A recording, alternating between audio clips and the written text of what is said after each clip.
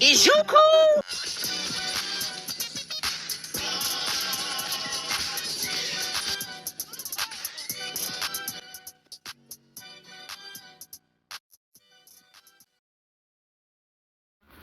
Good day, family, my good peoples, my good ADOS peoples. It is your host, Yamain, and I am back on here with another one. The setting for this here clip is of an Africans getting together, congregating on a panel. And who are they discussing? Of course, they're discussing black Americans, of course, because they're kind of obsessed at this point, and they're discussing black American reparations. Our justice claim here in America? Well, this here clip is going to show the hypocrisy being called out. A Nigerian man is going to be calling out his fellow Nigerians and other Africans for that matter for trying to insert themselves into American history and trying to benefit from black Americans' reparations. Here goes. To just forget about the lifestyle they were living in America.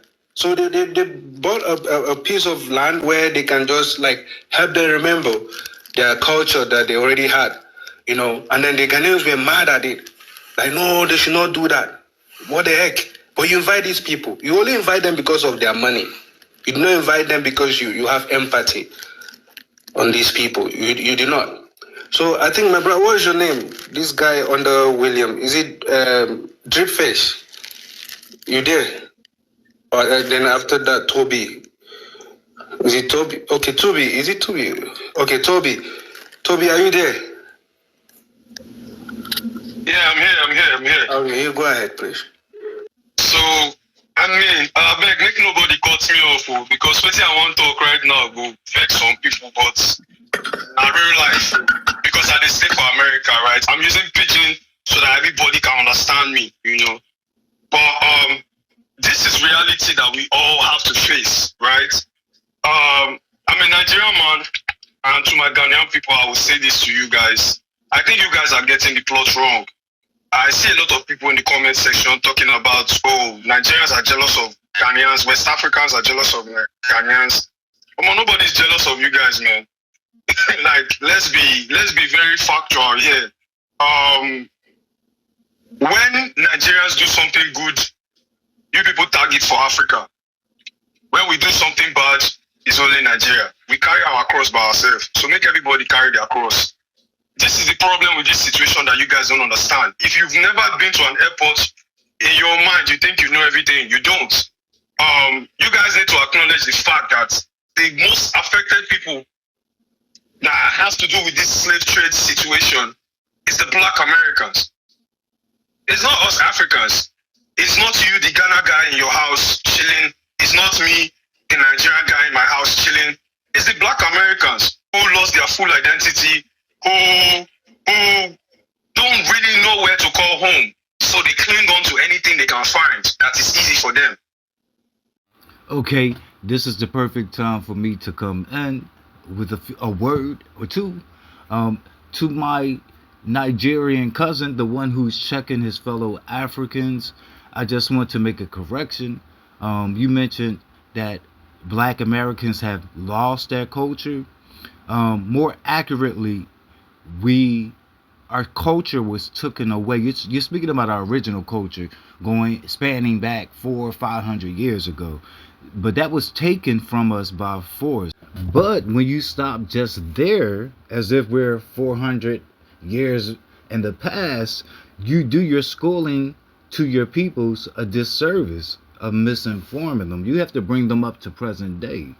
So since then, when we were forced to hand over the culture we came over here with, ADOS people, our creativity and our ingenuity, we created an entirely new culture from scratch.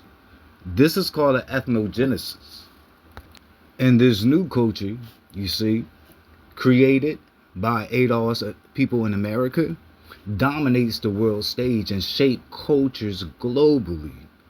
From the way that we speak our speech, that other people are claiming is Gen X speech, that it was created by black Americans. to our arts, to our music that's being emulated and copied throughout the world, and other people are falsely claiming it started with them, so on and so forth. It's not even comparable, but it dominates and shapes cultures worldwide in ways that no other culture has ever been able to duplicate in history. And to the ending part of the Nigerian cousin addressing his peoples, speaking to his fellow African people, saying that black Americans just cling on to any culture at their fingertips. Allow me to address that. When you see a black American that's adopting your traditions, I'm talking about for African people, or let's say adorning themselves in cowrie shells and kente cloths and your garments and stuff like that as a lifestyle, what you're looking at is a pan-Africanist. This person moves in those type of communities and enclaves. They're by far the masses of black American people, the majority, or the collective. Now, the masses of black Americans adhere to a lifestyle of their own culture, a black American culture. They live and die in that black American culture. Now, moving on. But at this point, I think a lot of you are not getting the plot that what we are calling out is that they are being taken advantage of. Okay, imagine say I go somewhere right now, somebody beats me up, and then for me to be represented to come and save my mind, the person that is coming to come and represent me is the person that was there camera in the beating. That's the problem. We are the Africans who are cameraing the whole situation, the slave trade, everything. We did nothing. Let's be real. We sold our people. A lot of times I always want to be like, like black Americans are tripping. I live in America. They are not tripping.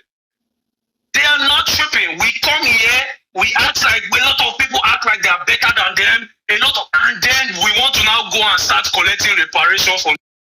As our Nigerian cousin was pointing out, and then they want to start and go and collect the reparations from a land that's not of their own, from a government that's not of their own, and from a history that does not include them, except the part where they sold African people into the transatlantic slave trade when they participated in it.